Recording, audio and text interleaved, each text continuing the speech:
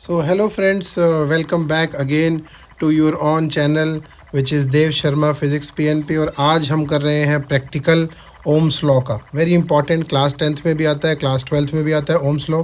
Circuit diagram आपके सामने है। सबसे पहले हम रेजिस्टेंस, वोल्टमीटर, एमीटर, बैटरी और रियोस्टेट की बात करेंगे और इनको कैसे कैसे कनेक्ट करना है वो बताता हूँ। तो इंस्ट्रूमेंट में ये हमारा रियोस्टेट है।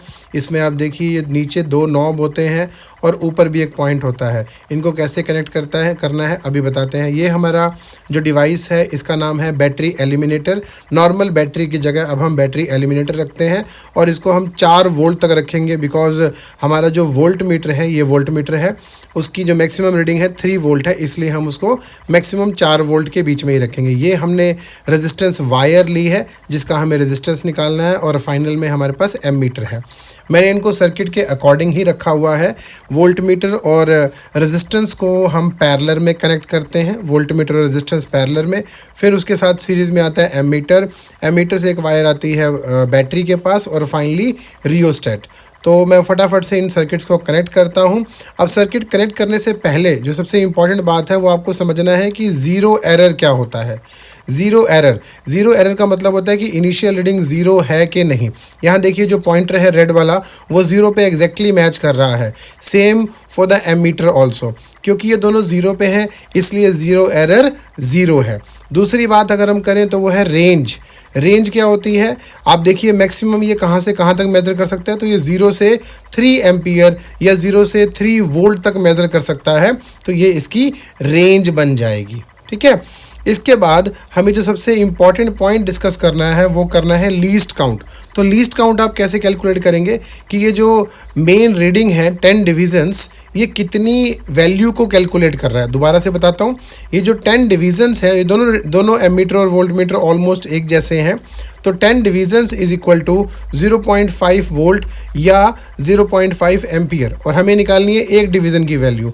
लीस्ट काउंट होता है कि मिनिमम आप कितना मेज़र कर सकते हैं, तो वो आ गया आपके पास 0.5/10 यानी कि 0.05 वोल्ट। ये लिस्ट काउंट आ गया वोल्ट मीटर का और सिमिलरली एमीटर के लिए आ जाएगा 0.05 एम्पियर। इसको यूज़ कैसे करना है, एक एक रीडिंग की वैल्यू 0.1 0.2 ना होके 0.05 है। दोबारा बता रहा हूँ, पहली दो मैक्सिमम रीडिंग 0 और 0.5 के बीच में 10 डिवीज़न है, उससे आप इस चीज़ को कैलकुलेट कर लेंगे। 10 division is equal to 0.5, 1 division is equal to 0.5/10। अब हम सर्किट्स को कनेक्ट करने की कोशिश करते हैं और हमें उसके साथ साथ क्या चाहिए, हमें एम्पियर, एमीटर और वोल्ट मीटर की रीडिंग चाहिए और वहाँ से हम निकालेंगे resistance which is R is equal to V/I, that is Ohm's law. और हम इस ओम्स लॉ को प्रूफ करेंगे ग्राफ बनाकर भी। तो आइए फटाफट से हम सर्किट को कनेक्ट करते हैं और फिर वापस देखते हैं कि क्या होता है इसमें।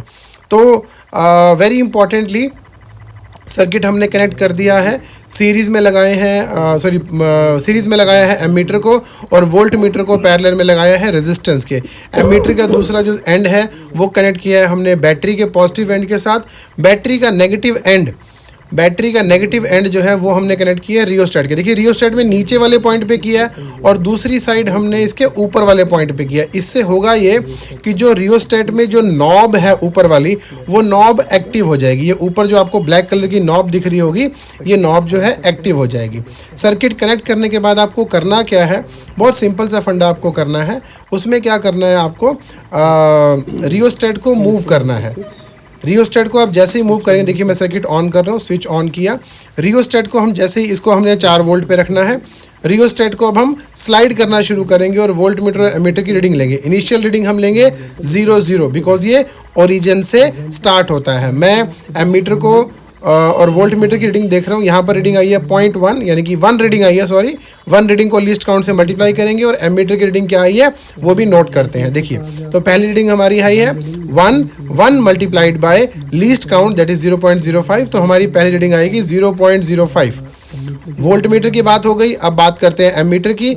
यहाँ ये रीडिंग आ रही है 0.5 की ऑलमोस्ट। ठीक है, तो ये हमारा हो जाएगा कितना, 0.5 से ऊपर एक रीडिंग जा रही है तो हम उसको लीस्ट काउंट से मल्टीप्लाई करेंगे और इसमें ऐड कर देंगे, तो हमारे पास ये रीडिंग बन जाएगी कितनी, 0.6 जी। और इन दोनों को डिवाइड करेंगे तो हमारे पास मिल जाएगी रेजिस्टेंस की वैल्यू, जो वैल्यू हमारी अप्रॉक्सीमेटली 0.1 या 0.12 के आसपास आने वाली है। ये हमने बाकी भी वैल्यूज़ जो है यहाँ पे कैलकुलेट करी हैं, आप देख सकते हैं रीडिंग हमने यहाँ पे निकाली है। रेजिस्टेंस जो है हमेशा कांस्टेंट रहता है बिकॉज वो एक डिवाइस का है और वो हमेशा ही कांस्टेंट रहेगा। एक रीडिंग मैं आपको और निकाल के यहाँ पे दिखाता हूँ, देखिएगा। रीडिंग्स वेरी इंपॉर्टेंट है, आपको 5 से 6 रीडिंग लेनी है और उसके बाद इनका आपको ग्राफ बना देना है।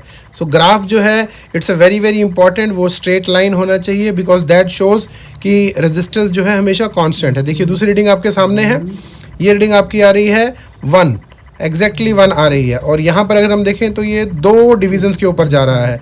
रीडिंग लेते हुए एक और चीज़ ध्यान रखना, बिल्कुल टॉप पे आके रीडिंग लेना। तो ये हमारे पास रीडिंग नोट है ऑलरेडी, आप इसको जूम करके थोड़ा सा रीडिंग नोट कर सकते हैं और अपनी प्रैक्टिकल फाइल में भी इसको बना सकते हैं। ग्राफ की अगर हम बात करें तो ग्राफ हमारे पास आएगा स्ट्रेट लाइन और इसका स्लोप निकालेंगे हम। स्लोप आता है क्या, V/I, और वो हमें क्या वैल्यू देगा, वो वैल्यू देगा रेजिस्टेंस की। तो रेजिस्टेंस हम स्लोप से भी निकाल सकते हैं, रेजिस्टेंस हम ओम्स लॉ के डायग्राम से भी